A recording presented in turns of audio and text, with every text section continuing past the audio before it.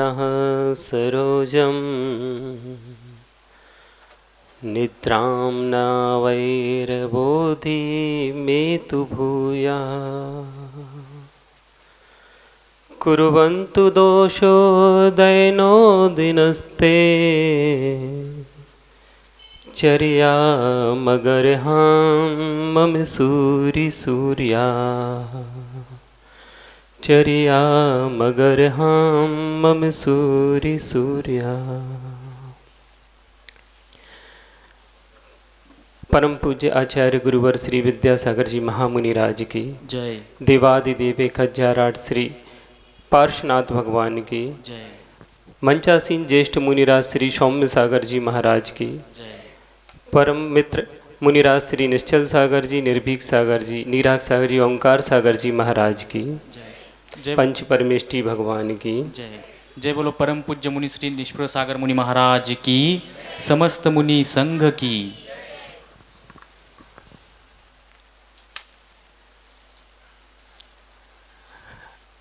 अभी कुछ वक्त पहले 15-20 मिनट पहले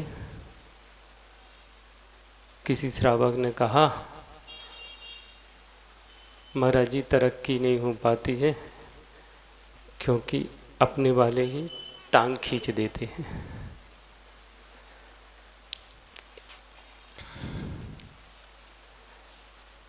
तो बात ऐसी अचानक चिंतन में आई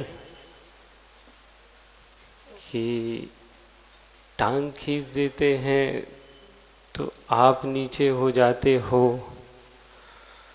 अथवा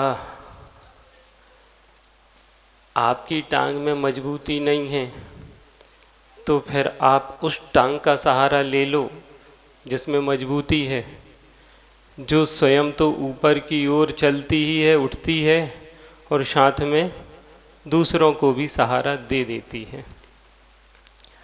तो उन लोगों के लिए मैं कहना चाह रहा हूँ, आज भी इस टूटी टांग में इतनी ताकत है कि सारे जिंतूर वालों को पार लगा देगा। तुम्हारी टांग दूसरे खींचते हैं ना, तुम इनकी टांग खींचो, ठीक है, पार हो जाओगे। बहुत मजबूत टांग है देखने में। क्यों? क्योंकि आचार्य भगवान के वचनों से इनका मन रूपी कमल पुष्पित हुआ था, खिला हुआ था। उनके वचनों ने इनके अंदर वो जागृति, वो ताकत उत्पन्न करा दी है कि अब ये कमल कभी सोने वाला नहीं है। निद्राम न यवेत बोधित मे तु भूयाः। अब ये कमल कभी भी सोएगा नहीं। एक बार वो सूर्य के उन आचार्य के वचन जो हृदय में पहुंच गए, जैसे दिन प्रकाशित हो जाता है और उस दिन के प्रकाश से वह कमल भी खिल उठता है, ऐसी आचार्य भगवान की कृपा से और भी आचार्य भगवान हमारे जितने भी दोष उदय में आ रहे हैं, तो उन सब के लिए नमस्कार करते हुए कहता हूँ, हे आचार्य भगवान, हमारे वे सारे दोष नष्ट हों और साथ में हमारी चर्या निर्मल बने। इन्हीं भावनाओं के साथ आचार्य भगवान के चरणों में पुनः नमोस्तु करते हैं कि गुरुदेव, आपने जैसी हमें आज्ञा प्रदान की है उसके अनुसार हम वो निमित्त बने कि इन सब के उपादान जो है अपने आप स्वयं में भी जागृति को प्राप्त हो जाएं। कुछ बच्चे हमसे कह रहे थे, महाराज जी आपके प्रवचन कहीं कहीं गरिष्ठ हो जाते हैं अथवा क्लिष्ट हो जाते हैं, तो कह ले कुछ बच्चों वाली कहानी सुना दो। ठीक है, एक छोटी सी पहले बच्चों वाली कहानी सुनाते हैं, फिर बच्चों को बड़ों की ओर ले जाने वाली भी कहानी सुना देंगे। आप लोग ने एक पौराणिक प्रसंग है लोक ख्याति में, कृष्ण जी और राधा जी के बारे में सुना होगा। तो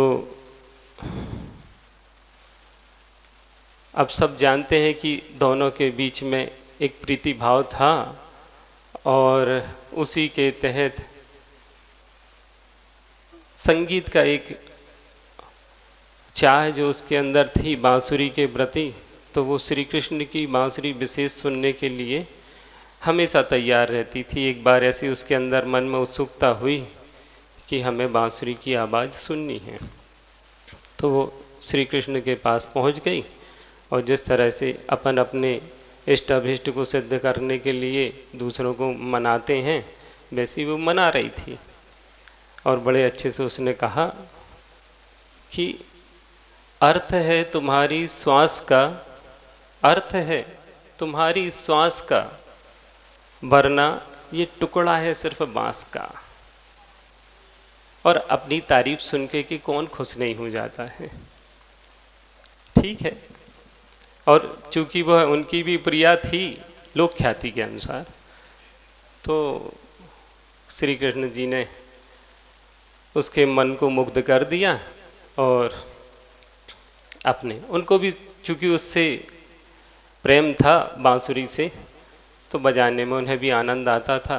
काफ़ी देर तक वह उसको प्रमुदित करते रहे। धीरे धीरे धीरे अब राधा को नींद आने लगी। सुन रहे हो बच्चों, सुन लो, कहानी सुनाती है और फिर उसके बाद बच्चों को बैठे बैठे नींद आने लगती है। तो यही बच्चे क्या कहते हैं, वो भी बच्ची है, जहाँ उसने कहा, कहने लगे अर्थ क्या तुम्हारी श्वास का, अर्थ क्या तुम्हारी श्वास का, जो ये टुकड़ा ना होता बांस का। पहली बार में क्या कहा, अब उसको घर जाना था, नींद आ रही थी, भूख लगी थी, उठ के जाना था, तो कहती है कि अर्थ क्या तुम्हारी श्वास का, जो ये टुकड़ा ना होता बांस का। और पहली बार में कहा था अर्थ है तुम्हारी श्वास का, वरना ये टुकड़ा है किस काम का। निमित्त और उपादान की कहानी। हम स्वार्थी लोग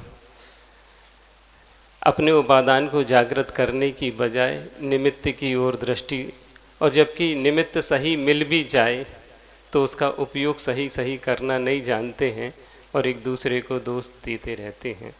लेकिन जो साधर्मी प्रवचन वत्सल की भावना से ओतप्रोत होते हैं, वे उत्तम मुनिराज, वे सज्जन पुरुष कभी भी किसी भी प्रकार के प्रयासों से असफल कई बार होने के बावजूद भी सफलता के स्रोत को प्राप्त होने वाले उपायों को बार बार बार बार अपनाते हैं और आप लोग को भी बतलाते हैं। उन्हें कभी भी इस बात से खेद खिन्नता नहीं होती है कि इन लोगों को बात समझ में आई होगी कि नहीं, ये लोग कितना आगे बढ़े कि नहीं बढ़े। वह तो उन्हें अपने ऊपर ही, हम सब मुनिराज यही सोचते हैं हमारी ही क्षमता में कोई कमी है जो हम इन सब श्रावकों को, बच्चों को संतुष्ट नहीं कर पा रहे और जैसा चाह रहे वैसा बना नहीं पा रहे। ये हमारे ही उपादान की कमी है। आपकी तो अब जितना पुरुषार्थ आप कर रहे हो, अवश्य कर रहे हो, आपके पुरुषार्थ की भी हम तारीफ करते हैं, लेकिन यही प्रवचन वत्सल्य की भावना है।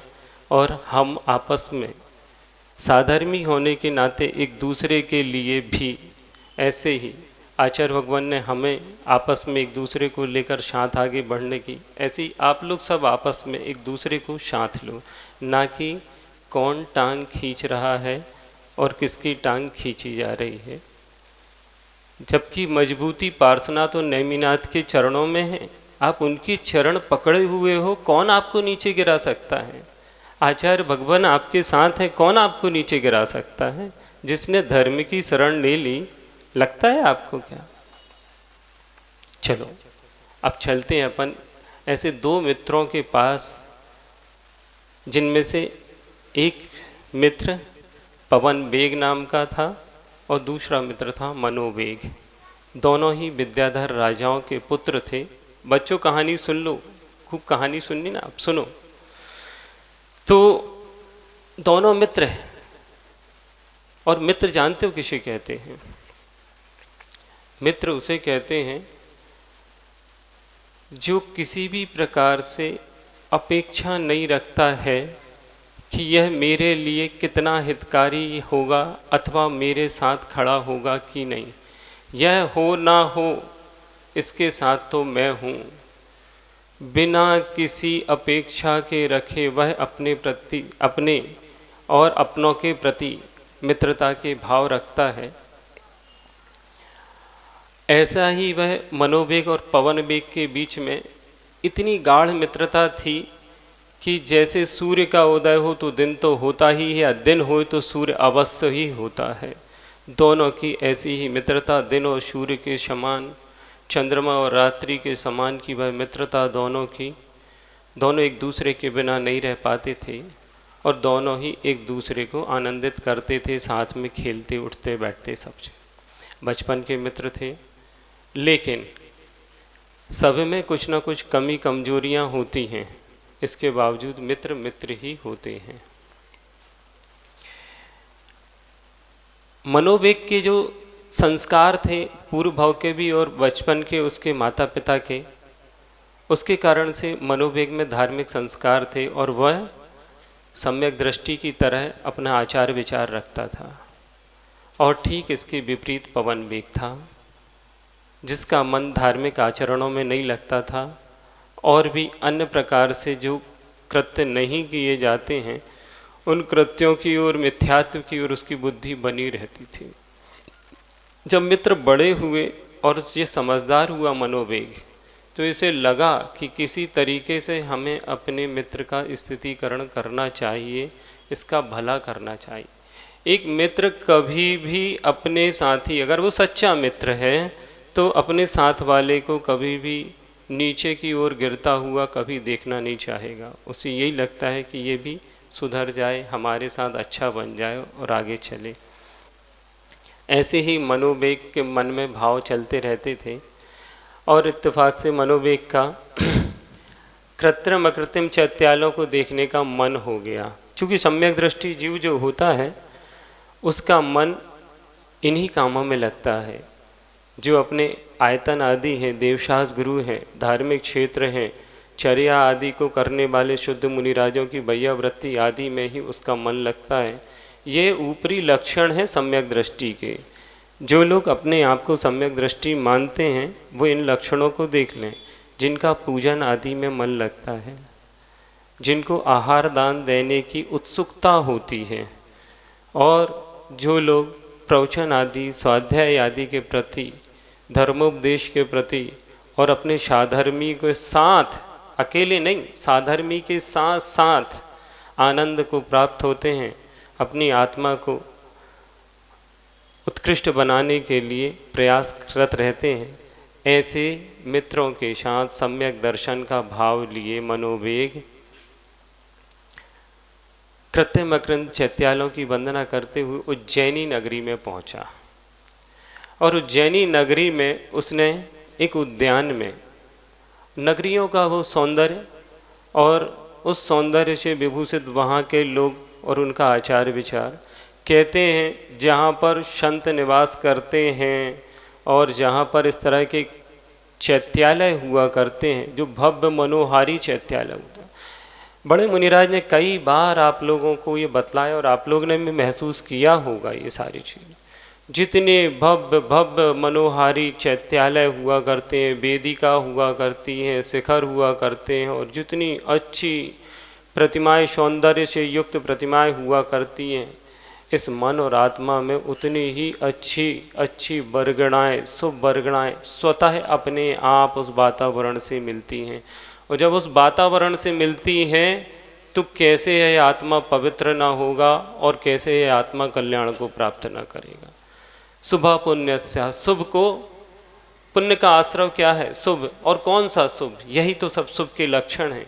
ये कल्याणकारी लक्षणों को देख करके मनोवेग भी खूब आह्लादित हुआ, बहुत खुश हुआ और उन चरणों में जाकर लौट गया जहाँ पर एक उद्यान में एक केवल ज्ञानी मुनिराज बैठे हुए थे। मुनिराज के दर्शन करके और फिर वहाँ पर धर्म उपदेश की भावना से पूरा उपदेश सुना और भगवान से पूछा कि भगवान सुख दुख क्या है। उस सुख दुख को बतलाने के लिए मुनिराज ने कहा, एक प्राणी, एक व्यक्ति देखो उदाहरण सुनो कितना अच्छा, आप लोग ने कई बार सुना, पुनः सुनो, क्योंकि हम अभी सुनने के बावजूद जागृति को प्राप्त नहीं हुए।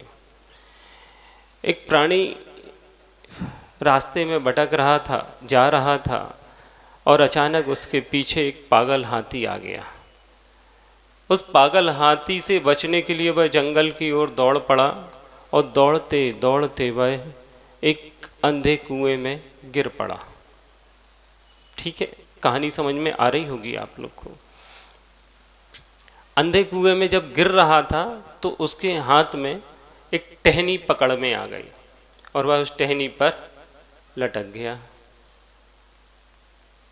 अब टहनी पर लटकता है, घबराहट है, ऊपर मौत खड़ी है, वह हाथी पास में आ गया है, फुमकार रहा है, देख रहा है, और इसके बाद नीचे की ओर दृष्टि जाती है तो 4 सर्प उस कुएं में फन फैलाए खड़े हुए हैं। और फिर अब ऊपर देखे तो मौत, नीचे देखे तो मौत। अचानक टहनी पर नजर गई तो लगा 2 चूहे वहां पर उस टहनी को काट रहे धीरे धीरे। सब कुछ समझ में आ रहा है क्या है ये सब। और साथ में एक अजगर भी है, उस कुएं में एक अजगर भी बैठा हुआ है, अच्छा खासा। मुनिराज कहते हैं अब तुम्हें कोई नहीं बचा सकता है। ये संसार जिसकी तुम बात कर रहे हो, ऐसा ही एक अंधा कुआं है। अब इस अंधे कुएं में जहाँ मौत लटक रही है, सब कुछ हो रहा है, ऊपर नीचे आगे पीछे सब जगह से, अचानक उसी कुएं में मधुमक्खी का छत्ता, और मधुमक्खी के छत्ते। अब वो हाथी को है तो लग रहा था इसे मारने का, हाथी ने हिला दिया। अब हाथी ने जब वो टहनी को हिलाया, पेड़ को हिलाया, तो मधुमक्खी से वो उड़ चली, और उन मधुमक्खियों के काटने की भी पीड़ा बहुत अधिक हुई उसे। अब क्या करे, देखो कितना कष्ट हो रहा है, आगे पीछे से कहीं सहारा नहीं है, कुछ भी नहीं है, और मधुमक्खियां काटे हैं। इसके बावजूद भी मरना चाहता है लेकिन मर नहीं पा रहा है। और बड़ी विडंबना सुनो इस जीव की। अचानक उन मधुमक्खियों के हिलने से उस छत्ते में जो शहद की पूजा करते हो, अभी तत्वार सूत्र के दौरान आप सबने देख लिया कि स्वरूप क्या होता है, और जिस लक्ष्य को प्राप्त करना है उसके लक्षण में ये बात उद्घाटित होती है कि नहीं। देवगति के सारे देवों के वर्णन हुए, किल्विस और अभियोग जाति को भी आपने देखा, और इंद्र और सामानिक जाति के देवों को भी देखा। ये साक्षात देखने और पढ़ने के बाद, और उसी जिनवाणी पर आप भी श्रद्धा रखते हो जिस जिनवाणी को हम बतला रहे हैं।